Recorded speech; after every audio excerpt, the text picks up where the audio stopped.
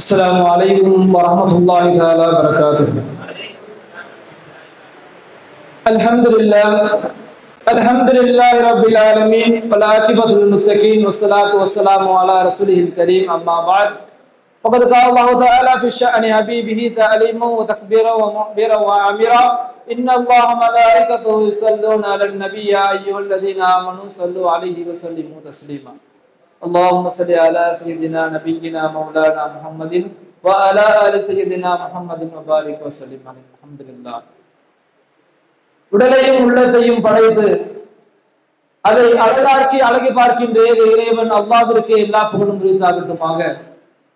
மேலும் பாவமான உள்ளங்களை பரிசுத்தப்படுத்துவதற்காக தோன்றிய எம்பெருமான் நபிகள் நாயகம் ஸல்லல்லாஹு அலைஹி வஸல்லம் அவர்களின் மீதும் அவர்களை சற்றும் விசராமல் பின்பற்றின உத்தம சத்திய சஹாபாக்கள், தாபீன்கள், தபா தாபீன்கள், மேலும் நல்லொரு மஜ்லிஸில் அருளை தந்திருக்கும் நாம் அனைவரின் மீதும் அல்லாஹ்வுடைய அருளும் கிருபையும் குன்றி விடாமல் என்று லகட்டுமாக. ஆமீன். அல்ஹம்துலில்லாஹ். நாம் தொடர்ந்து தினம் ஒரு சஹாபி என்ற அடிப்படையில் பேசி வருகிறோம். இன்று நாம் பார்க்க இருக்கக்கூடிய சஹாபி எப்படிப்பட்ட சஹாபி என்று சொன்னா, இவர்கள் குடும்பமே ஒரு சஹாபி, இவருடைய தாயும் ஒரு சஹாபி, இவருடைய தந்தையும் ஒரு சஹாபி. ஏன், இவர்கள் குடும்பமே ஒரு ஷுஹதாக்கள். இவருடைய தாயும் ஒரு ஷஹீத், இவருடைய தந்தையும் ஷஹீத், ஏன் இவரும் ஒரு ஷஹீத். அப்படிப்பட்ட ஒரு சஹாபியை பற்றி தான் இன்று நாம் பார்க்க போறோம். அதுக்கு முன்னால ஷஹீதுடைய அந்தஸ்துக்கள் என்ன, ஷஹீதுனா யாரு, ஷுஹதாக்கள்னா யாரு, அவங்களுடைய அந்தஸ்துக்கள் என்ன அப்படிங்கிற சில விஷயங்களை அவங்கள்ட்ட பகிர்ந்துக்கிட்டு அந்த சஹாபியை பத்தி பார்ப்போம் இன்ஷா அல்லாஹ். பொதுவாகவே இந்த ஷுஹதாக்களுடைய அந்தஸ்துக்களை பத்தி குர்ஆன்ல விஷயத்தை குர்ஆனுடைய விரிவுரையாளர்கள் சொல்லக்கூடிய விஷயங்களை நம்ம பார்க்க போறோம். அதனுடைய முதலாவது விஷயமா என்ன இருக்குன்னு சொன்னா, எல்லா நபிமார்களுக்கும் எல்லா மனிதருக்கும் உடைய ரூஹ்களை வாங்கக்கூடியவர் யாருன்னு சொன்னா மலக்குல் மௌத் இஸ்ராயில் அலைஹிஸ்ஸலாத்து வஸ்ஸலாம் அவங்கதான். ஆனா யார் இஸ்லாத்திற்காக ஷஹீத் ஆகிறார்களோ, யார் இஸ்லாத்திற்காக உயிர் தியாகம் செய்கிறாரோ அவர்களுக்கு அல்லாஹ்வே அவருடைய உயிரை கைப்பற்றுகிறார் என்பதாக அவருடைய அந்தஸ்துகள்ல ஒன்றாக சொல்றார். இரண்டாவது அந்தஸ்து என்ன தெரியுமா, ஒருத்தவர் இறந்துட்டாருன்னு சொன்னா அவர் என்ன செய்யணும், தஃபன் செய்யணும், அவரை குளிக்க வைக்கணும். இப்படி ஷஹீதுங்களுக்கு என்ன பண்ண தேவையில்ல, அவர்களுக்கு குளிப்பு என்பது அவசியம் கிடையாது. அவர்கள் எப்படி அடிபட்டு இறந்திருக்கிறார்களோ, அவர்கள் உடம்பில் காயம் இருக்கிறதோ அப்படியே அவர்களை அடக்கம் செய்ய வேண்டும். மூன்றாவது சிறப்பு என்னன்னு சொன்னா, அவங்களுக்கு தஃபன் துணி என்பது கிடையாது. அவர்கள் போர் புரியும் போது எந்த ஆடையில் இருந்தார்களோ, அவருடைய ஆடையில் எந்த இரத்தம் படித்திருந்ததோ அந்த ஆடையுடனே அவர் என்ன செய்யணும், அவங்கள அடக்கம் செய்யணும். அது மட்டுமல்லாம இன்னொரு சிறப்பையும் சொல்லி காட்டுறாங்க. அந்த ஷஹீதுகளுடைய ரூஹ்கள் இருக்குதுல்ல, அந்த சோதாக்களுடைய ரூஹ்கள் அல்லாஹ்விடம் முறையிடுமா. என்ன தெரியுமா, யா அல்லாஹ், எங்களை நீ 10 முறை இந்த உலகத்திற்கு அனுப்பினாலும் எங்களை 10 முறை நீ உலகத்திற்கு அனுப்பு, அப்பொழுதும் நாங்கள் இந்த தீனின் பால், உன்னுடைய மார்க்கத்தின் பால் உனக்காக நாங்கள் ஷஹீத் ஆகுவோம் என்பதாக அந்த அருவாளர்கள் தான் அல்லாஹ்ட்ட முறையிடுமா. அப்ப ஷஹீதினுடைய அந்தஸ்துகள் எப்படிப்பட்டது என்று நாம் விளங்க வேண்டும். அன்பான அல்லாஹ்வின் நேயர்களே, இப்ப நம்ம இன்னைக்கு பார்க்கக்கூடிய சஹாபி யாருன்னு பார்த்தோம்னு சொன்னா அம்மார் இப்னு யாஸிர் ரலியல்லாஹு அவர்கள். இவருடைய தாய் தான் முதலில் இஸ்லாத்தில் ஷஹீதான பெண்மணி சுமையா ரலியல்லாஹு அன்ஹா. இவருடைய தந்தை யாஸிர் ரலியல்லாஹு அன்ஹு. இவர்கள் குடும்பமே ஒரு ஷஹீதான குடும்பம். இந்த குடும்பம் ஆரம்ப காலத்தில் இஸ்லாம் பரவக்கூடிய அந்த ஆரம்ப காலத்திலே 7வது நபராக இவருடைய குடும்பம் தான் என்ன பண்ணுது, இஸ்லாத்தை ஏத்துக்கிறாங்க. இஸ்லாத்தை ஏத்துக்கிட்டாங்கன்னு சொன்னா துன்பங்கள் இல்லாம இருக்குமா, அதுவும் ஆரம்ப காலகட்டம் வேற. அப்ப அவர்கள் போன்ற ஆட்கள் எல்லாம் ஒருவர் இஸ்லாத்தை ஏற்றுக்கொண்டார் என்று சொன்னால் அவர்களுக்கு மிகவும் துன்பம் கொடுக்கக்கூடிய அந்த வேலை.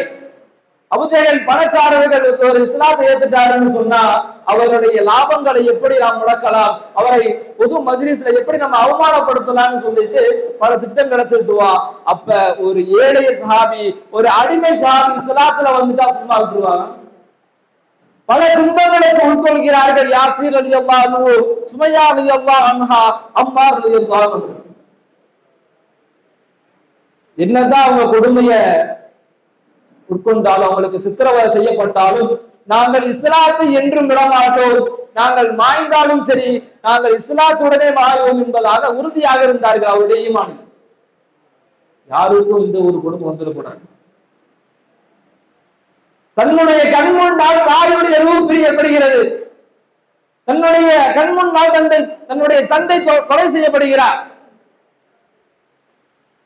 3 பேரும் கட்டி போடப்பட்டு இருக்கிறாங்க. தன்னுடைய தாயும் கட்டி போடப்பட்டு இருக்கிறாங்க, தன்னுடைய தந்தையும் கட்டி போடப்பட்டு இருக்கிறாங்க, தானும் கட்டி போட்டு பல துன்பங்களை அனுபவிச்சுட்டு இருக்கிறாங்க அம்மா ரலியல்லாஹு அவர்கள். அப்ப சுமையா ரலியல்லாஹு எவ்வளவோ கேட்கிறாங்க. அபூஜஹல் கேட்கிறான், நீ இந்த இஸ்லாத்தை விடுறன்னு சொன்னா உங்களை கொன்றுவோம், நீ கொலை செய்யப்பட்டுருவ, இஸ்லாத்தை விட்டுடு, முகமதுடைய மார்க்கத்தை நீ விட்டுடு என்பதாக அபூஜஹல் சொன்ன அந்த வார்த்தைகளை, எந்த வார்த்தைகளையும் அவை செவித்தாகவில்லை.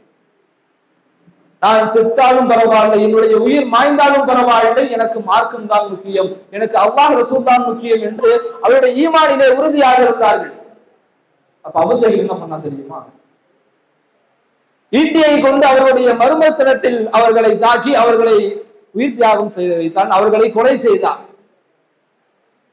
பின்பு யாசிர் ரலியல்லாஹு அவர்கள் அவருடைய ஒரு கால் ஒரு ஒட்டகத்திலும் மறுகால் மறு ஒட்டகத்திலும் கட்டப்பட்டு 2 ஒட்டகங்களும் 2 திசையில் போய் அவருடைய உடல் 2 பாதியாக பிக்கப்பட்டு அவருடைய ரூஹ் பிரிகிறது. இதெல்லாம் யாருடைய கண் முன்னால்? அவருடைய மகனாராகிய அம்மார் ரலியல்லாஹு அவர்களுடைய கண் முன்னால் நடந்து கொண்டிருக்கிறது. அப்பையும் அவர்கள் இஸ்லாத்தை விடவில்லை. பல நாட்கள் சித்திரவதை செய்கிறார்கள் அம்மார் ரலியல்லாஹு அவர்களை. ஒரு கட்டத்துல அம்மார் ரலியல்லாஹு எப்படி ஆயிட்டாங்கன்னு சொன்னா அவங்களுக்கு சுயநிலையே இல்லை. என்ன நடக்குது, யார் அடிக்கிறா, யார் துன்புறுத்துறாங்கிற ஒரு சுயநிலையே இல்லாம இருக்கிறாங்க. அப்ப அபூஜஹல் கேட்கிறான், அபூஜஹல் போன்றவர்கள் கேட்கிறார்கள், நீ எங்களுடைய கடவுள்களை புகழ், இல்ல உன்னுடைய மார்க்கத்தையோ உன்னுடைய முகமதையோ என்ன பண்ணி ஸல்லல்லாஹு அலைஹி வஸல்லம் அவர்களை நீ திட்டு, உன்னை உயிரோட விட்டுடுறோம் அப்படின்னு சொல்றாங்க. இவர்களோ சுயநினைவு இல்லாத சமயத்துல அவருடைய கடவுள்களை புகழ்ந்த வார்த்தைகளை சில சொல்லிடுறாங்க. என்ன சொன்னா அவர்களுக்கு தெரியல. சில நேரங்கள் கழித்து அவர்களுக்கு சுயநினைவு வருகிறது. அப்பொழுது உடனே ரசூல் ஸல்லல்லாஹு அலைஹி வஸல்லம் அவங்கள்ட்ட ஓடி வர்றாங்க. அவங்க சொன்னோடனே அவங்க விடுதலை செஞ்சுட்டாங்க. அப்ப ரசூலுல்லாஹ்ட்ட ஓடி வராங்க, யா ரசூலல்லாஹ், நான் அல்லாஹ்விற்கு சிறுக்கு செய்து விட்டேனா, நான் என்ன சொன்னேன் என்று எனக்கு தெரியவில்லையே என்று கேட்கும் பொழுது சிறிது நேரம் ரசூல் ஸல்லல்லாஹு அலைஹி வஸல்லம் அவர்களும் மௌனம் காக்கிறார்கள், ஏதேனும் வகி வருகிறதா என்பதாக. அப்ப இந்த சஹாபிக்கு ஏத்த மாதிரி ஒரு வகியும் அல்லாஹ் தஆலா இறக்கி தருகிறான். யார் ஒருவர் தன்னுடைய ஒருவர் நிர்பந்தப்படுத்தாமல் அல்லாஹ்வை புறக்கணிக்கிறாரோ, இணையான வார்த்தைகளை சொல்றாரோ, அவரை தவிர்த்து மற்றவங்களுக்கு என்ன இருக்குது, கடுமையான தண்டனைகள் இருக்குது, அல்லாஹ் அவரின் மீதும் கோபம் கொள்கிறார் என்பதாக சூரத்து நூஹ்ல 106வது வசனத்தில் அல்லாஹ் தஆலா பதிவிட்டு சொல்றார். இப்படி தன்னுடைய வாழ்க்கை முழுமையாக சஹாபாக்கள் இஸ்லாத்திற்காக அர்ப்பணித்தார்கள். ஆகையால் தான் நாம் இன்றும் அவர்களை பற்றி பேசிக் கொண்டிருக்கிறோம். அப்ப நம்மளுடைய வாழ்க்கையில சஹாபிக்களோட வாழ முடியல என்றாலும் அவருடைய வாழ்க்கையில் சில விஷயங்களை பேணிக் கொள்வதற்கும் பாக்கியத்தை வல்லர் ரஹ்மான் உங்களுக்கும் எனக்கும் தந்தரக்கூடிய பாக்கியத்தை தருவானாக. அஸ்ஸலாமு அலைக்கும் வரஹ்மத்துல்லாஹி தஆலா வபரகாத்துஹு.